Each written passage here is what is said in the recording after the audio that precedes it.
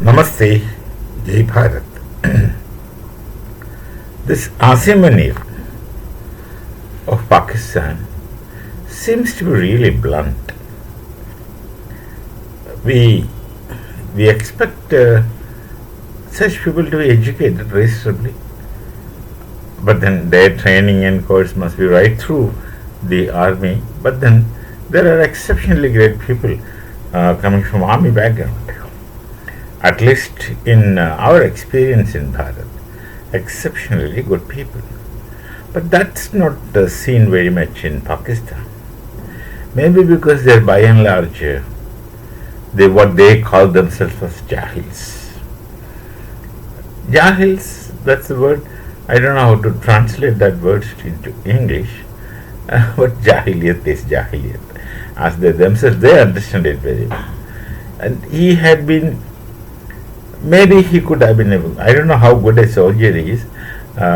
From what I understand, I myself had been in the defense, not in the army but in the Air Force, but we understand something like quality of a soldier. That's not quite seen in him as far as I see. I don't know, can't be very sure of it because we haven't interacted with him at all. Only what we see him through the media, social, etc. Now, many things he speaks, he does, and then all of a sudden he'll come and show both hands, open, and he is in the praying posture, trying to be holier than thou. And recently he made another blunder. He was addressing some Iranian supporters. Iranian supporters, yeah, there are some Iranian supporters. Not just in Pakistan, we have so many in here, in Bharat also. But then we have no problems with somebody siding Iran, because with Iran we have good relations, friendly relations. Actually, with everyone Bharat has good relations. Some people might have soft corner for Iran, doesn't make any difference to us. We have no problem. In fact, we like the Persians. Now, Munir was talking about someone supporting Iran, and he suddenly finds a dichotomy. This is a problem with people with very low IQ. He suddenly finds a dichotomy and makes a judgment. Well, there's an expression in the Bible which simply says, don't judge. Do not judge. That means you do not judge things from your own perspective, experience, whatever it is. Judging is a last step, where on the basis of judgment you may formulate understanding, relations, everything. So just don't jump into judgment, should be the implication taken.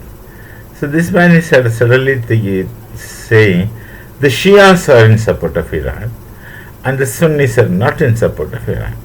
Now this is a dichotomy out of the blue.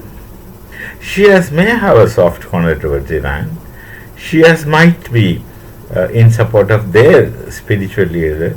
There's nothing wrong in it actually.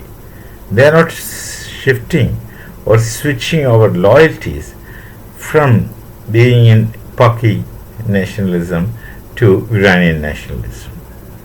And it's nothing to be serious of. We see the Taliban, Afghanistan's present Taliban, they have got very close relations to Deoband.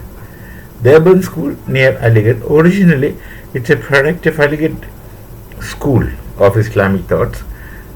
Subsequently, that was a Mohammedan Anglo-Oriental College in Aligarh, which was facilitated by the British ruling Bharat, and Syed Ali Ahmad Khan, etc. were involved, and continuously the principal of MAO College, Mohammedan Anglo-Oriental College, was British man, and there are many people who supported the Islamic cause because they didn't want to support Hindus.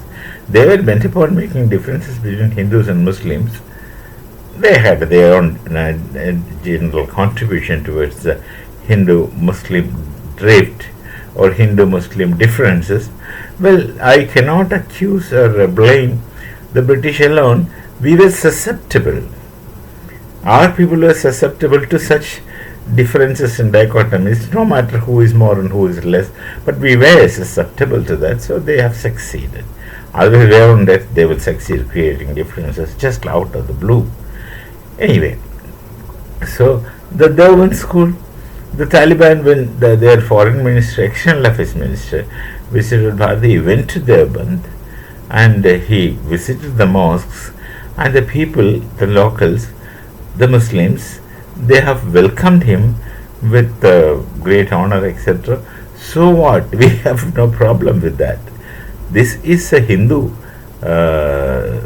Sanskriti nation, Hindu nation. We have no problem with anybody's faith. Anyway, this Asif Munir does this blunder of asking the Shias that if you want to support, you go to Iran. Don't stay in Pakistan. That is a brutal statement. That's a very bad statement for any statesman, provided if he's a statesman at all. Can't be, these people can't be statesmen. Such people, not just the army, not just because he is an army man, but the characters. He's not unbecoming of a statesman. There's no question of statecraft. He bluntly states that if you want to support Iran, you go to Iran. He is talking to the Shias because he is very conscious of the Shia-Sunni difference, which is very funny. They all belong to the same religion, and with the slight variations in rituals. And then, if you are so serious about that, look at the Hindus. We have so many gods. We have multiple rituals. We have multiple ways, multiple practices, and multiple temples and temple rituals, etc. In the same house, you will find, suppose there are 5 people living together in a house, father, mother, children. All the 5 can have 5 distinct faiths. Nobody goes after the faith of the father or mother, etc. They will individually select a deity, and then if he is religious, he would go on doing that. And we have no problem. They don't contradict. That's the problem. That's a point to be pondered upon. They do coexist. So this coexistence of multiple and plural is taught to us by the Rig Veda itself. We have an Aikamatya Sukta as the last Sukta of the Rig Veda, which teaches us to coexist with the multiple and plural, as the multiple and plural is a nature of nature. So Asif Munir is telling the Shias to get out of Pakistan and go to Iran, and that would create a row, definitely. And the same kind of people, the Shias would be very offended, and they would at least speak against him, and given a chance, they will ditch him. And look at that. These kind of people are heading the state of Pakistan. That's why sometime back I was telling there is no Pakistani in Pakistan. There is nobody. There are different people. It's a semblance of mistake. Even Jinnah, Muhammad Ali Jinnah himself was a Shia. He is from Gujarat, Junagadh.